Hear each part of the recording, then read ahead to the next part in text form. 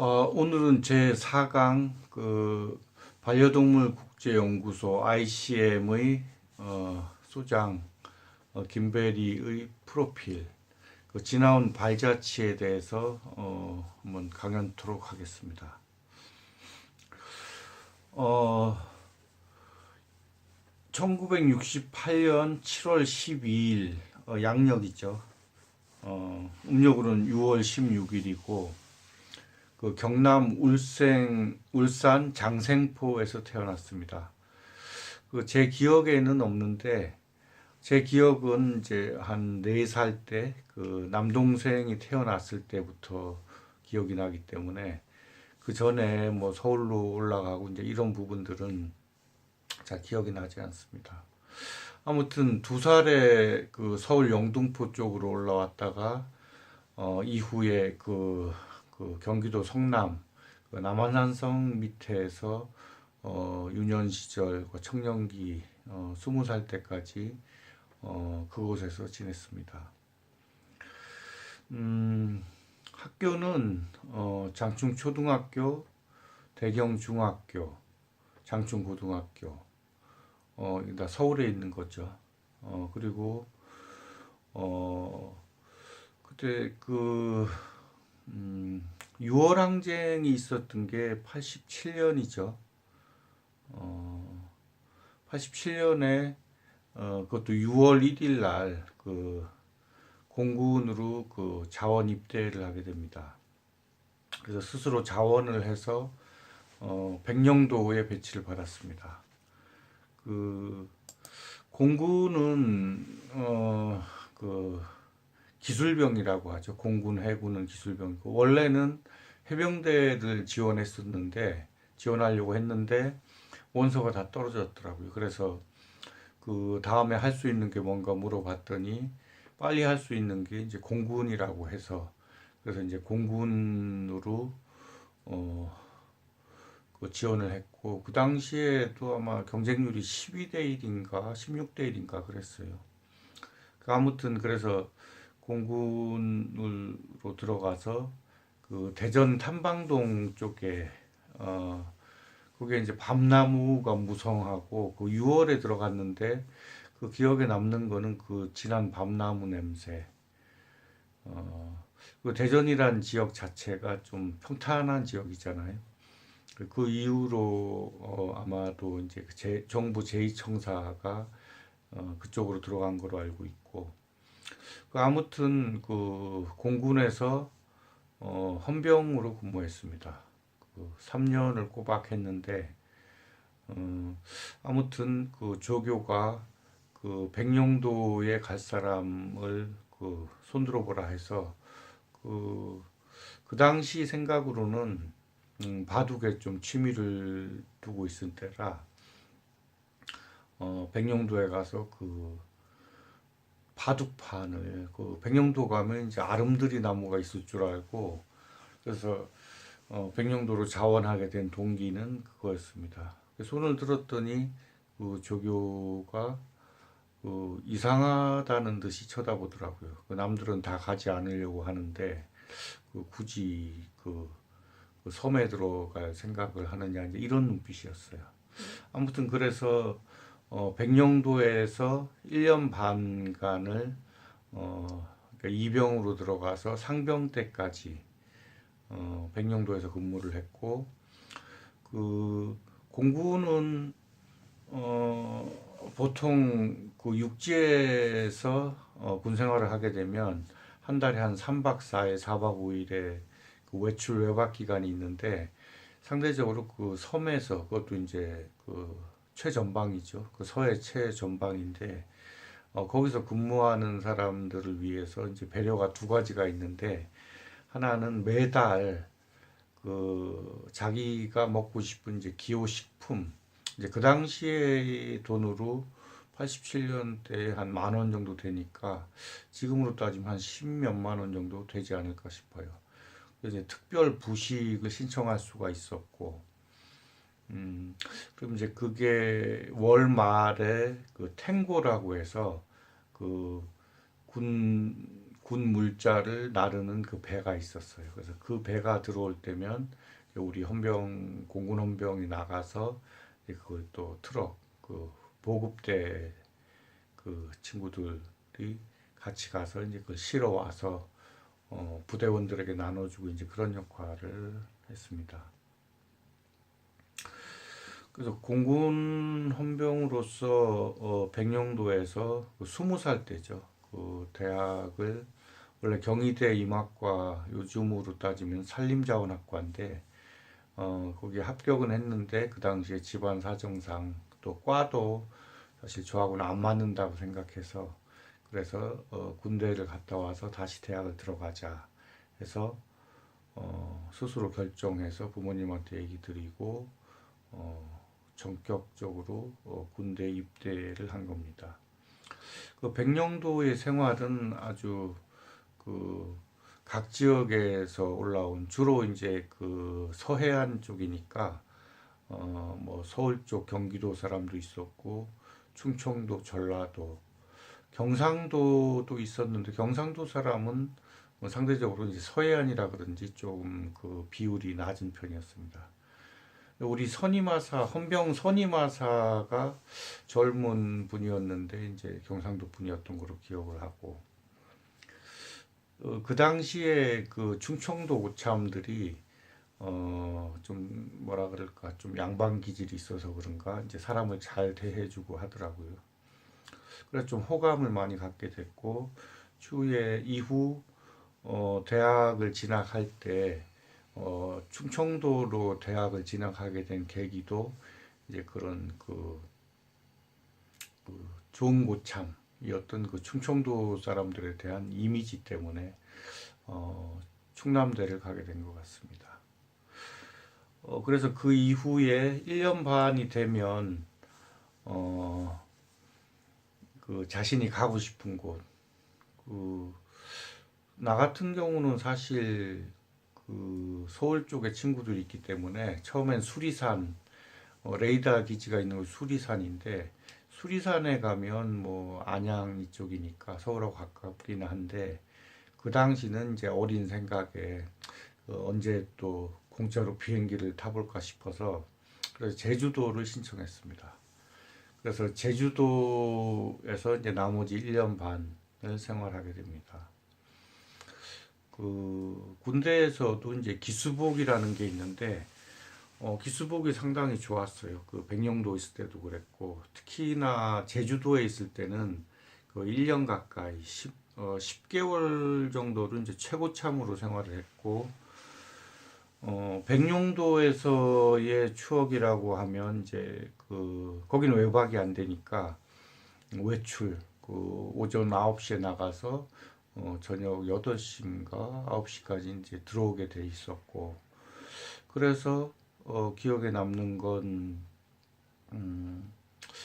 그 최고 쫄병 때니까 이제 외출을 나가는데 그 부대 앞에 가게가 있는데 거기서 이제 그 번개탄을 사오라고 그러더라고요. 번개탄은 이제 한 줄 사오라고 그래서 10개짜리를 샀는데 그걸 가져가서 돼지고기하고 해서 이제 그 백령도는 해안가가 그 두무진이라 해서 기암괴석처럼 이제 멋진 곳이 있어요. 그래서 그 근방으로 가서 석쇠에 그 돼지고기를 구워 먹는 거죠. 그래서 그 맛은 지금도 잊을 수가 없어요. 그리고 해안가에서 술을 마시면 술이 잘 안 취합니다. 보통 주량이 한두 병인 사람도 거기서는 한 3병, 4병 정도 먹으면 시내에서 한두 병 먹는 거랑 비슷한 그런 느낌이고, 아무튼 백령도에서의 추억은 이제 그 자연과 천혜의 그 깨끗한 곳이라, 또 이제 물범이 있는 곳이기도 하고, 또 그 수석, 그 몽돌이라고 하나요? 그 이제 그런 그 수석이 아주 유명해서 그 장교분들이나 이제 하사관 분들은 이제 그런 쪽에 취미를 가진 분들이 많이 있었던 것 같고, 그래서 일단 제주도로 TO를 신청해서 제주도로 가게 됩니다. 제주도는 모슬포라는 곳에 그 부대가 있었는데 그 바람이 워낙 세고 해서 이제 사람이 좀 살기 힘들다고 하는 그런 지역이었습니다. 대정 쪽에 있는 걸로 알고 있는데 아무튼 부대를 들어가려고 하면 그 진입로가 길게 돼 있었고 또 초기에는 어, 옆에가 이제 미군 부대랑 같이 있기도 했고 그래서 미군들과도 좀 접할 기회가 있었고 아무튼 좀 뭐라 그럴까 아담한 그 부대였어요. 거기서 남들 그 당구 치러 갈 때 나는 그 당시에 이제 대학을 다시 가야 됐기 때문에 그래서 공부를 뭐 맨투맨 영어라든가 이제 수학 이제 이런 부분들을 좀 공부했던 기억이 납니다. 그 한자도 삼천자 한자를 백령도 때부터 좀 봤는데 음, 한 3분의 1 정도밖에 이제 그 못 보고 이제 잃어버렸는데 책을 근데 그 이후에 제대해서 부산에 있는 그 학원 그 대입학원을 들어갔는데 집이 그쪽으로 이사를 갔죠. 그래서 그 국어라든가 이제 영어 수학을 보는데 상대적으로 그 한자 이제 국어에 나오는 한자는 모르는 게 거의 없었어요. 그러니까 삼천자를 한 3분의 1 정도만 봐도 고등학교 수준의 그 한자들은 다 그게 터득이 되는 것 같더라고요. 아무튼 그래서 백령도에서 그 어찌 보면 인생에 있어서 그 최고의 자리, 그 뭐 100여 명 가까이 있는 친구들을 이제 통솔하는 그런 이제 그 역할을 했으니까 이제 그때 조금 조직에 대한 부분을 이제 맛을 봤던 것 같습니다. 그리고 대학을 들어가기 위해서 공부를 하던 중에 봄 한 4월인가 5월 달에 이제 기흉이라 해서 우측 폐에 그 바람이 드는 게 아니라 바람이 나는 거죠. 그러니까 이제 폐가 이렇게 있으면 폐, 어, 폐 쪽에 이제 구멍이 나서 바람이 밖으로 그 공기가 밖으로 빠지게 되면 상대적으로 그, 그 아무 공기가 없어야 할 공간에 공기가 들어가기 때문에 그게 오히려 폐를 누르기 때문에 이제 호흡이 좀 힘들어지는 증상이 있어서 그래서 그 가방을 어깨에 메고 가는데 이게 좀 숨이 차고 해서 인근에 이제 병원에 갔더니 병원에서 이제 그 한 40대 중반에서 50 정도 되는 이제 의사분이 그 기흉 그 엑스레이 찍어보고 하여튼 기흉이라고 이제 빨리 수술을 해야 된다 해서 근데 뭔가 좀 서두르는 게 이상한 느낌이 들어서 인근에 있는 이제 다른 병원에 가서 다시 검사를 받았더니 한 60대의 그 과장 그 외과 과장님이 그러더라고요. 그 기흉인데 한 2, 3주 입원하면 그 낫는다고 해서 그래서 그걸 선택해서 어, 그 치료 방법을 이제 그걸 선택해서 그 낫게 됩니다. 그 이후로 제가 원래는 이제 그 큰형이 한의학과를 어, 졸업했기 때문에 어, 그 원래는 한의학과를 가려고 했습니다. 근데 이제 그 과정에서 기용 때문에 이제 조금 그 병치레를 하는 과정에서 학원에서 하는 수업을 따라가지 못했기 때문에 그래서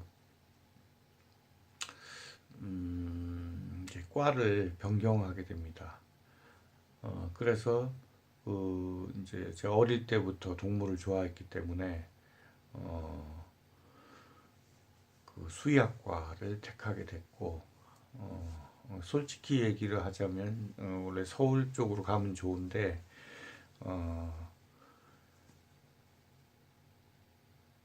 그 점수에 맞춰서 사실 충남대를 들어가게 된 겁니다. 그래서 일단 그 재수를 할 때는 부산에 있는 학원에서 했기 때문에 주말이면 그 한 달에 한두 번 정도는 그 재수하는 친구들이 한 서너 살 어린 친구들이니까 그 또 내 또래의 그 해병대를 나온 친구가 하나 있었어요. 그래서 그 친구랑 같이 해서 인솔을 해서 그 해운대나 이제 광안리 쪽에 가서 이제 소주 몇 병 사들고 가서 이제 스트레스를 풀고 했던 기억이 있습니다. 음, 이후에 그 제주도에서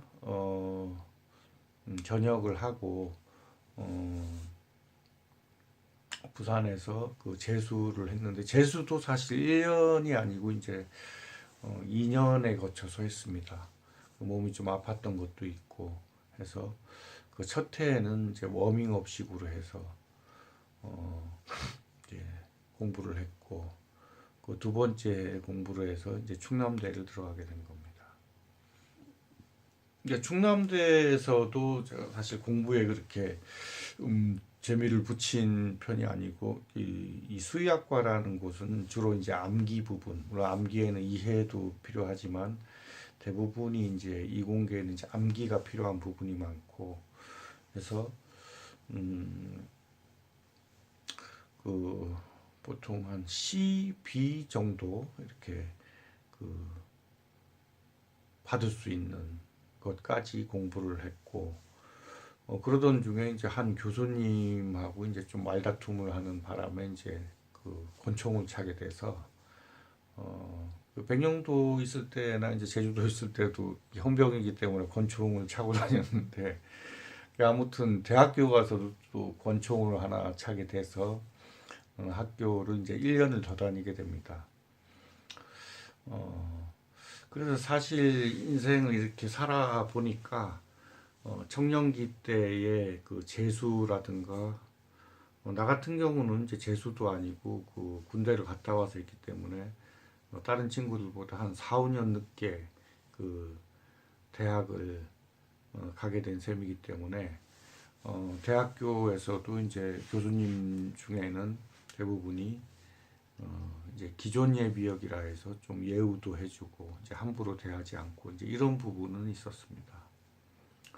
그래서 아무튼 대학 시절에는 충남대가 뭐 상정원, 중정원, 하정원이라 있어서 그 당시에는 이제 막걸리를 많이 마셨던 걸로 기억을 합니다. 그래서 과 동기들도 사실 한 5살, 6살 어린 친구들이 많기 때문에 그래서 이제 기존 예비역으로서 좀 뭐라 그럴까 친구라는 개념보다 이제 동생들하고 그 학교를 다니게 된 셈입니다. 그리고 외환 위기가 나던 해에 이 졸업을 했고 또 사실 수의사 자격증 면허 시험이 그 당시에 상당히 어려워지고 있었던 때인데 제가 붙은 건 사실 기적에 가깝다고 이제 동기들이 얘기하기도 합니다. 오히려 공부를 제일 잘하던 친구가 이제 그 꽈락을 맞아서 그 수의사 시험에 떨어지는 그런 이변이 생기기도 했고 그 아무튼 그래서 다시 졸업 후에는 이제 서울에 있는 그 송파 쪽에 있는 동물병원에서 이제 인턴 생활 그 학교 선배님을 이제 사부로 모시고 이제 그 인턴 생활을 합니다.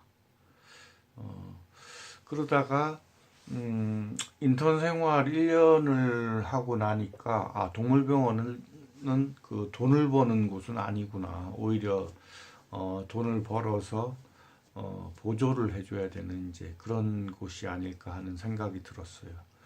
그래서 1년의 인턴 생활을 하고 나서 외도를 하게 됩니다. 그 당시는 외환이기 때문에 전국이 아주 시끄러웠고 뭐 힘든 사람들 자살하는 사람도 많았고 또 취업이 안 되는 경우가 많이 있었고, 그러다 보니까 이제 제 생각, 그 반려동물 쪽이 아닌 곳에서 돈을 벌어야 되겠다 해서 간 곳이 이제 종로에 있는 어학원. 그리고 그 당시에 이제 바람이 불기 시작했던 이제 부동산, 그 기획부동산이라고 하죠.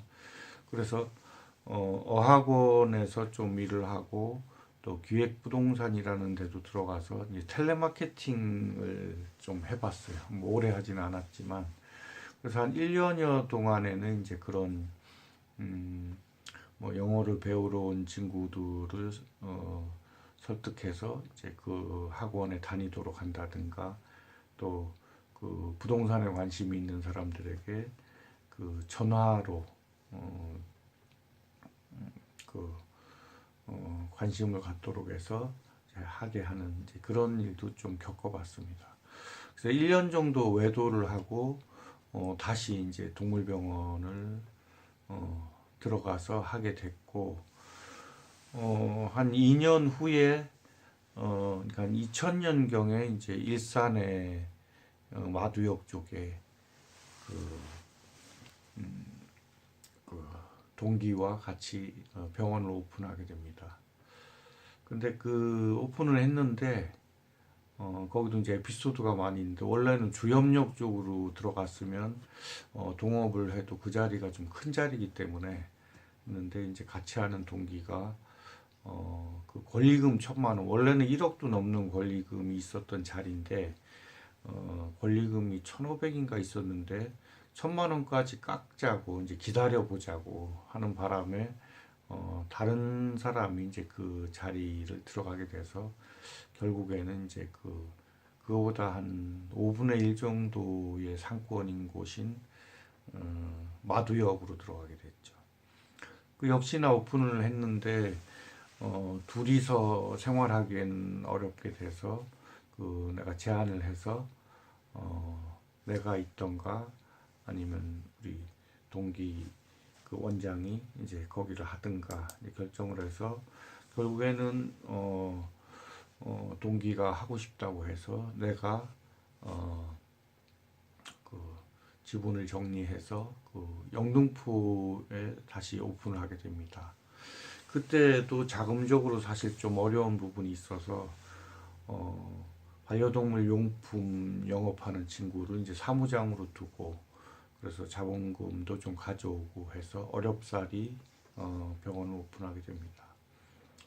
근데 그 시점에 또 그 개인적으로는 그 이혼이라는 과정을 겪어서 항상 불행이라는 건 겹쳐서 오는 것 같아요. 겹쳐서 오고, 아무튼 그때 해서 영등포구청 앞에 그 병원을 오픈하게 됩니다. 그 자리에서 한 7, 8년을 하게 됐고, 병원이 제법 잘 됐어요. 잘 됐고, 영등포에서는 뭐 손가락 3위 안에 들어가는 그 매출도 올리고 했는데, 그때 분점을 하나 내고, 또 그 대전 지역에 그 사업하는 사람이 진단키트, 그 강아지 홍역이라든가 파보장염 이런 진단키트를 국산화하는데 자기가 할 수 있다 해서 우리 동문 수의사 3명이서 돈을 모아서 이제 투자도 했고, 그러다 보니까 이제 서울에서 대전으로 뭐 한 달에도 뭐 두세 번, 많을 때는 뭐 네다섯 번도 왔다 갔다 하다 보니까 아무래도 이제 잘 되던 병원도 좀 기울게 되고, 순서적으로 제일 마지막에 했던 그 투자에 대한 부분이 이제 그 손실 처리가 되고, 그리고 분점을 냈던 것도 매출이 쭉 올라가다가 이제 하락을 하게 돼서 그것도 접게 됐고, 그래서 도미노로 해서 결국에는 오픈한 지 8년 만에 이제 병원을 정리하게 됩니다. 그러면서 이제 작게라도 병원을 유지하기 위해서 영등포역 뒤로 동물병원을 옮겼죠. 거기서도 사실 그 자본이 그 모자란 상태에서는 쉽지 않았기 때문에 그것도 정리를 했는데, 그 시점에 이제 책을 하나 쓰게 된 게 이제 그게 이제 2008년인데, 요즘 개들은 짖지 않는다는 이제 에세이를 짓게 됩니다. 그 당시에는 사실 제가 한 40 정도 되는 나이였고 또 정치적으로 큰 관심이 없었어요. 그래서 책을 쓰는 데 있어서의 이제 좀 작가분이 도와준 분이 있는데, 그런 부분에서도 이제 요즘 개들은 짖지 않는다 속에 이제 전두환 대통령을 이제 어찌 보면 조금 그 비하하는 이제 그런 쪽의 내용이 들어가 있어요. 근데 그런 부분은 내가 경상도 사람이기 때문에 뭐 지낸 거는 서울이라 또 무방하지만 피는 또 경상도 쪽이기 때문에 그 당시의 생각에서는 경상도권에 그 대기업도 많고 또 이제 굵직굵직한 건 경상도에서 이제 많이 가지고 있었기 때문에 그래서 상대적으로 충청도나 전라도 사람들이 그런 감정을 가질 수는 있겠다 해서 내가 쓴 건 아니지만 그 전체적인 부분은 내가 썼지만 이제 그런 정치와 관련된 부분의 거는 이제 그 책을 쓰는데 도와준 분이 이제 자기가 쓴 거를 이제 좀 넣을 수 있겠느냐 해서 넣으라고 해서 이제 그게 같이 출간이 된 거죠. 이름은 제 이름으로 뭐 강쥐생각이라는 필명으로 나갔지만 그래서 책이 좀 제법 팔릴 줄 알았는데 아무래도 이제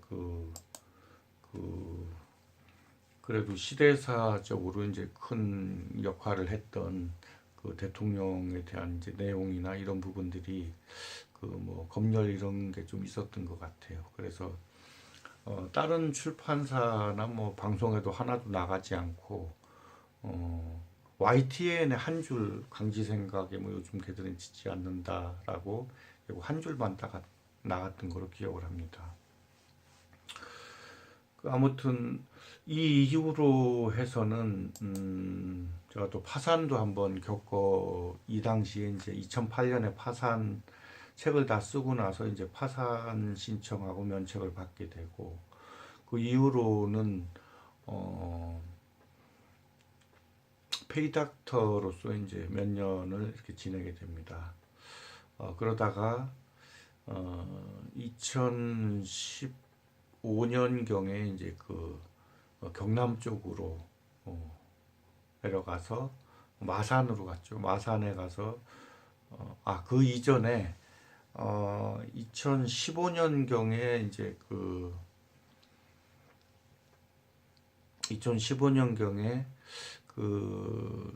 사람들의 욕심이라든가 또 이제 배신 뭐 이런 부분을 좀 겪은 게 있어서 그래서 이제 산으로 처음에는 강원도에 가서 뭐 김삿갓골도 가보고 영월의 김삿갓골이라든가 뭐 정선도 가봤는데 이상하게 마음에 드는 곳이 없더라고요. 근데 그러던 중에 사찰넷이라고 해서 그 절에서 그 절에 필요한 뭐 사람이라든가 뭐 땅 부지라든가 절을 매매하는 사이트가 있는데 거기에 글을 올렸죠. 그 산속에 좀 살려고 하는데 혹시 뭐 그 집이라든가 뭐 황토방이든 뭐 작은 집이 있으면 조금 저렴하게 혹은 무료로 가능하겠느냐고 이제 올렸는데 그래도 마침 전화가 와서 그래서 비슬산이라고 이제 위치는 창녕인데 원래 비슬산은 대구하고 창녕하고 이렇게 거쳐서 있죠. 그래서 비슬산은 비슬산에 들어갔는데 그때 처음 들어가는 그 느낌이 이 경남인데 어떻게 강원도보다도 더 깊다는 생각을 할 정도로 이제 많이 들어갔던 것 같아요. 물론 초행길이라 그런 것도 있겠지만 아무튼 아주 한적한 시골이었어요. 그래서 마을을 지나서도 한 15분 정도를 더 차를 타고 올라갔으니까 거기서 한 6개월가량 생활을 했는데 음, 하루에 사람을 한 번 본 적도 있고 이제 거의 사람이 없는 날도 많이 있었고요. 그래서 거기는 또 전화가 안 터지기 때문에 어, 전화기를 들고 한 20분 정도 걸어 내려오면 거기서는 이제 그 전화가 좀 터지죠. 그래서 이제 가족하고 연락을 한다든가 이제 그런 부분이 좀 있었고. 그래서 그때 생각에는 속세를 떠나야 되겠구나. 이제 이런 생각을 하고 했는데 근데 그때 또 수중에 있던 돈도 다 떨어지고 한 상태에서 음, 용돈을 벌어야 되니까 그래서 가까운 쪽에 경남 쪽이니까 이제 마산 쪽에 그 수의 그 관리 수의사 자리가 나와서 그래서 다시 이제 또 속세에 들어가서 과거에 하던 동물병원을 이제 다시 하게 됐죠. 그러다가 이제 그 은행에서 이제 대출이 좀 가능하게 돼서 이제 또 병원을 다시 오픈하게 됩니다. 근데 마산에서 병원 오픈했는데 2층에다 했는데 잘 안 돼서 다시 창원으로 갔고 또 창원에서도 잘 안 돼서 뭐 결국에 김해에 가서 또 좀 병원을 하긴 했는데 근데 창원 그 김해에서 창원으로 마산에서 창원으로 가기 전에 또 그 전에 서울에서 이제 책을 쓰는데 도움을 줬던 분이 이제 충무로에 그 좋은 자리죠. 그 매일경제 빌딩 1층에서 사무실을 얻었다고 해서 그래서 월간 반려동무 그거를 이제 오픈하는데 또 자금이 필요한데 와서 하라고 해서 처음에는 생각이 별로 없었는데 하다 보니까 또 거기 그 대출 1억 받은 거 중에 이제 5천만 원을 거기에 쓰게 됐죠. 이제 그 목적이 반려동물 공적 보험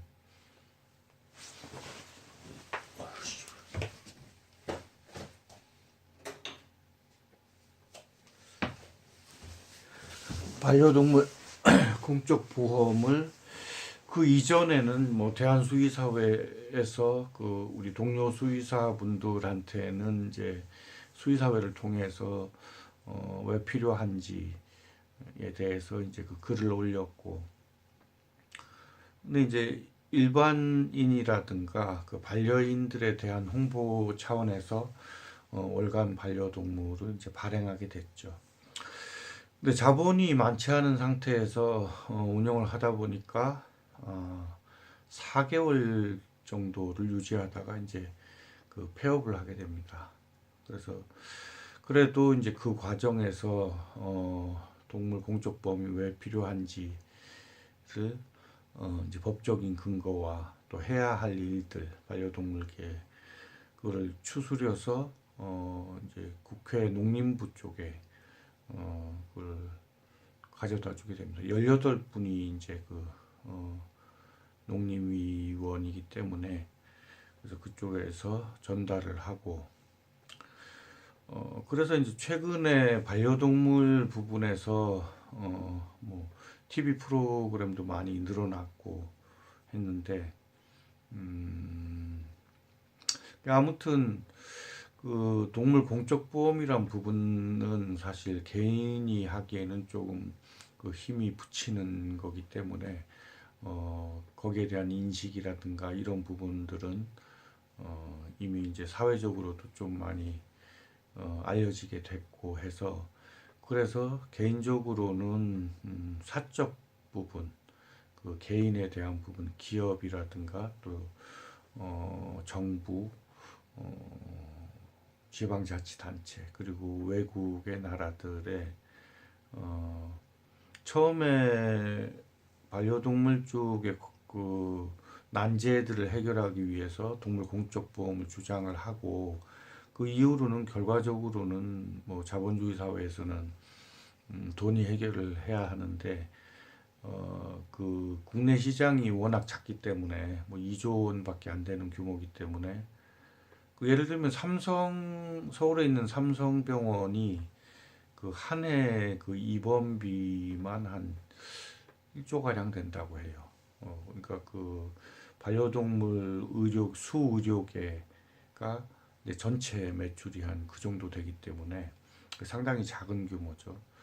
그래서 또 전체적인 규모도 이제 2조 원을 이제 2008년에 넘어선 단계이기 때문에 그래서 이 규모 일단 양적으로 규모를 늘려야 하는데 현재 진행 상태를 가지고는 답이 안 나오더라고요. 그래서 10년 내로 10배 이상으로 규모를 키울 수 있는 방법에 대해서 2016년 김해에서 동물병원을 할 때 한 6개월에 걸쳐서 그 신내림까지는 아니지만 이렇게 그 책을 쓰다 보면 그 나중에 쓰고 나서 이제 이게 내가 쓴 게 맞나 할 정도로 이제 그 집중을 하게 되면 그런 게 있는 것 같아요. 그래서 한 80% 정도의 이제 완성도를 보이고 그 이후에 출판사 한 10여 곳에 제안을 했는데 주로 이제 서울 쪽에 있는 출판사들이죠.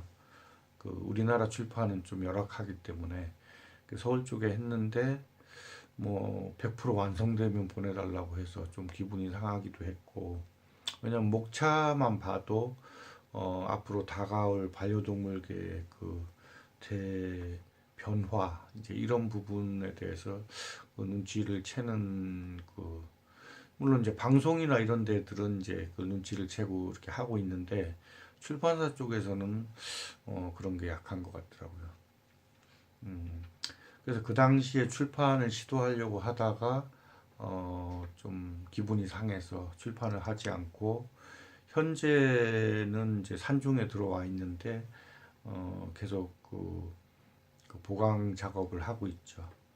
그 왜냐하면 100여 가지의 아이템들을 하나하나 다 사업 계획을 하고 또 명분이라든가 또 예측 그 어느 정도 시점에서 오픈하면 가장 그 사업을 적은 비용으로 고수익을 올릴 수 있는지에 대한 연구 이런 것들을 하고 있고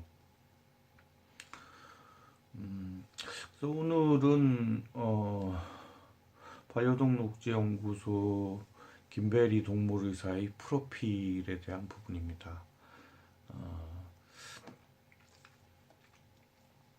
살아오면서 그래도 전문 직군에 속하는 그 동물의사로서 그 지인들은 그런 얘기를 많이 합니다. 그냥 동물병원 조용히 하고 살지 다른 사람들은 그 편입해서 들어가기도 어려운데 왜 자꾸 병원을 안 하고 이제 그 새로운 거를 하려고 하느냐는 이제 핀잔을 많이 듣습니다. 근데 그런 게 있죠. 그 목마른 자가 우물을 판다고 그 너무나 작은 규모 시장 규모에 대해서 또 우리 수의사들끼리도 경쟁을 하고 있고 그래서 그런 부분이 너무 못마땅하기도 하고 또 일단은 생명에 대한 부분이 자본주의 사회에서는 이제 결과적으로 돈이 들어가야 보살펴줄 사람을 구할 수가 있고 또 현재 정부에서 지원하고 있는 부분도 언젠가는 그 동물을 키우지 않는 사람들이 거기에 대한 그 저항이 상당히 크게 일어나기 때문에 그래서 이제 미리 준비를 하는 거죠. 뭐 동물 공적보험이라든가 시장을 확대해서 한 1, 2조 원 오히려 한 1조 원 가까이를 이제 유기동물이라든가 그 야생동물 그리고 그들이 지내는 뭐 그 숙소라든가 환경 이제 그래서 그런 쪽으로 활동을 하다 보면 오히려 인간의 삶이 더 개선될 수 있는 여지가 많기 때문에 특히 책을 쓸 때 동물에 대한 서비스를 구상을 하고 연구를 하다 보면 야, 이런 서비스가 있으면 사람인 내가 신청하겠다. 내가 차라리 내가 정말 좀 여유가 있다면 이제 그런 서비스가 많이 있습니다.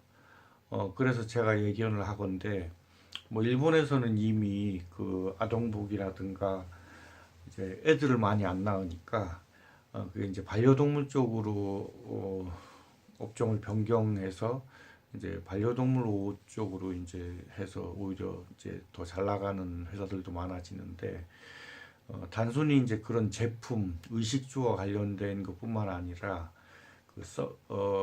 그 반려동물이 행복하게 지낼 수 있는 의식주를 벗어나서 사람처럼 교류도 하고 또 게임도 하고 레포츠도 하고 이제 이런 부분이 가능한데 아직까지 그런 인식이 일반적으로는 도달해 있지 않죠. 그래서 그런 부분을 헤쳐 나가는 게 이제 반려동물 국제연구소의 역할이기 때문에 그래서 아마도 제가 반려동물계의 이제 콜럼부스라든가 반려동물계의 빌 게이츠라고 이제 스스로 자임을 하고 활동을 하는데 어, 그 먼저 내다보고 또 스케치를 해 놓으면 사실 그런 인식이 없던 분들이 뭐 기존에 반려동물 쪽에 사업을 하든 아니면 반려동물을 키우지 않다가 최근 들어서 이제 뭐 거의 뭐 붐이 일듯이 뭐 경기는 어렵지만 가족도 이제 좀 소원해지고 하다 보면 이제 반려동물을 키우게 되는 확률도 높아지게 됩니다. 그래서 그런 부분에서 어 제가 반려제국이라고 표현을 하는 데는 다 이유가 있습니다. 원래 제국이라는 건 옛날에 식민지라든가 이제 이런 부분에서 사람들의 인식에 좀 나쁘게 박혀 있긴 한데 제국이라는 표현을 쓴 거는 이제 그런 거죠.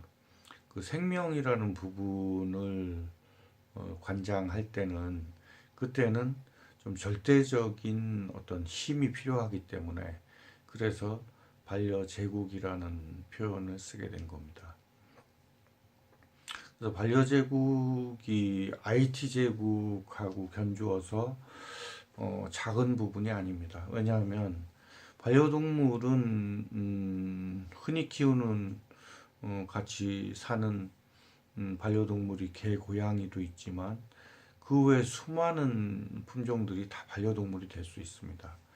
그래서 말까지도 말은 등치가 크기 때문에 방 안에서 키우지 않기 때문에 반려동물이 아니다고 이제 그 생각하는 분도 있는데 말도 엄연히 반려동물에 해당합니다. 그 옛날에는 그 운송 수단으로서 뭐 말을 그 많이 이렇게 대하고 또 정부에서도 관리 차원으로 했지만 이제 어찌 보면 전투하는 데 있어서 무기의 개념으로 했지만 지금은 뭐 경마라는 부분도 있지만 승마에서 내가 아끼는 그 말에 대한 이제 개념으로 이해를 해야 합니다. 그 외에 선호도에 따라서 뭐 뱀을 좋아하는 사람들도 있고 그 따지고 보면 인간 종을 하나라고 봤을 때 나머지 반려동물의 수는 사실 100배 그 이상이 됩니다. 그 인간들이 아직까지 의식주에 대한 부분에 얽매여 있기 때문에 그런데 이 공교롭게도 4차 산업혁명이라는 부분이 인간의 생산성을 극대화시키고 그리고 정치적으로 문화적으로 좀 이렇게 흩어져 있고 좀 배타적이던 부분들이 좀 공통점을 갖게 되는 상황에서는 이제 지구상에 사는 사람들의 식량이라든가 이제 이런 부분에서는 이제 평준화가 되는 시점이 오게 되죠. 그때가 되면 어찌 보면 이제 산업적인 부분, 그 국가 간의 경쟁이라든가 이런 것들이 무의미하게 될 수밖에 없고 그렇다면 결국에 그동안의 사람들이 추구해 왔던 거는 자아 성취라든가 남들보다 잘 살기 위한 노력에 대한 대가로 행복을 느꼈다고 하면 앞으로는 좀 문제아들처럼 그 지멋대로 이렇게 살아가는 사람들이 이제 그 행복하게 사는 세상이 도래하고 있다는 얘기죠. 근데 그런 부분에서 그 인간이 인간끼리만의 관계에서 가졌던 행복에 반려동물이라는 그 분야, 뭐 반려동물뿐만 아니라 야생동물도 거기에 해당이 될 수 있는데 식물조차도 이제 거기에 해당이 되죠.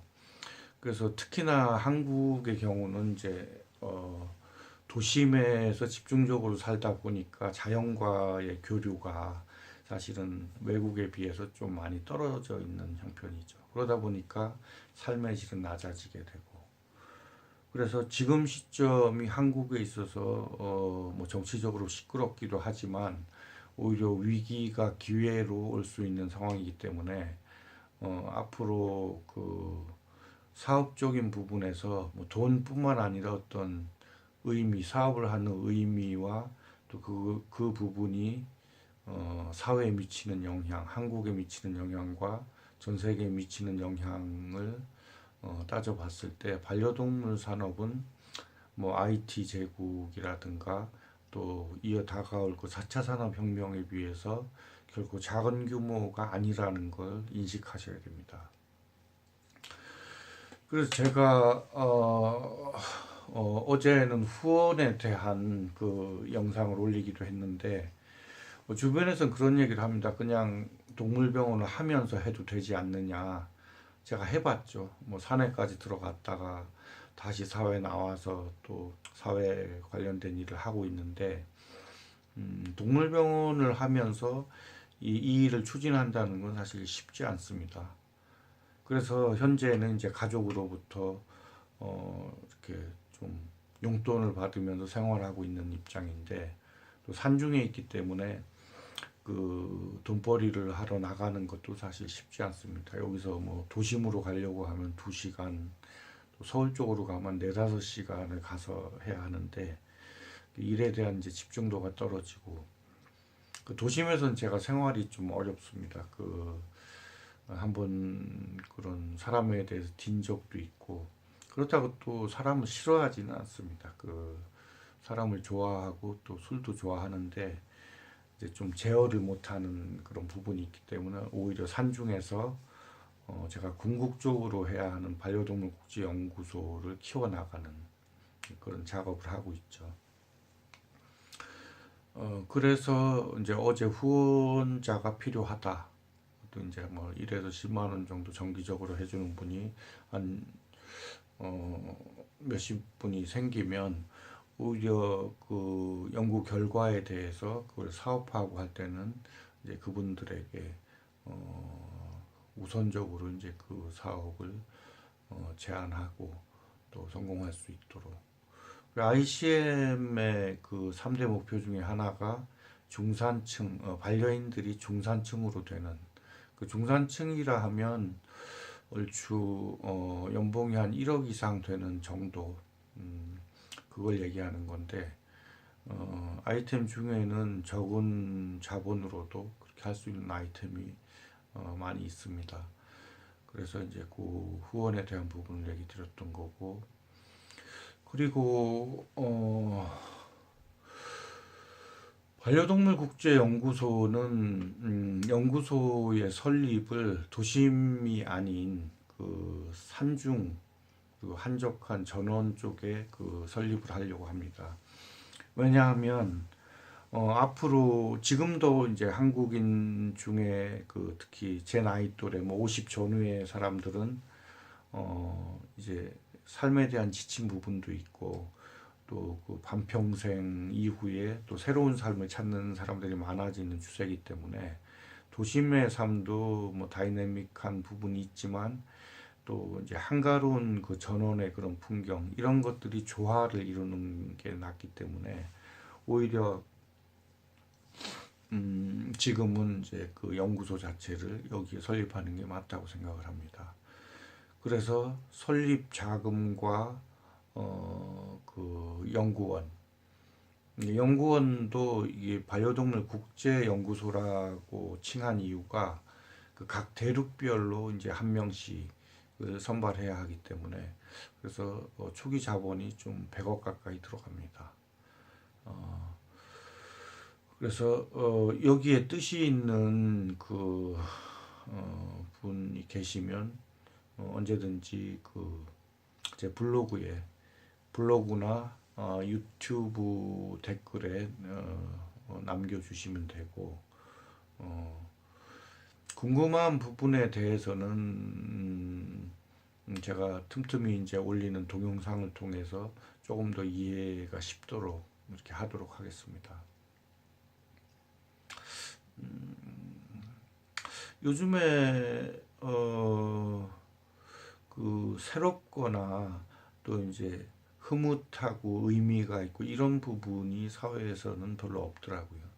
그래서 제가 새로운 분야를 만들어 가면서 이제 거기에서 사람끼리 이렇게 행복하려고 했던 부분에서 시야를 좀 넓게 자연과 함께 갈 수 있도록 하는 그런 개념도 들어있기 때문에 관심 있는 분들은 많은 연락 바랍니다. 그리고 구독도 눌러주시면 좋겠습니다. 제가 원래 성격이 좀 꼼꼼할 땐 꼼꼼하지만 이제 조금 뭐 꾸미고 이런 거를 별로 안 좋아하기 때문에 지금도 이제 황토방 안에서 이렇게 있는데 이 안은 전화도 안 터집니다. 문자는 들어오는데 전화가 안 터져요. 그래서 전화를 하려면 좀 밖에 나가서 해야 하고, 대신에 이제 맑은 정신이기 때문에 책 책을 보강한다든가 또 이제 새로운 사업거리를 적고 또 검색을 하고 또 흘러가는 상황을 보고 이제 그런 생활을 하고 있습니다. 아무튼 관심을 가지시면 좋은 일이 생길 겁니다. 오늘은 이만 하도록 하겠습니다.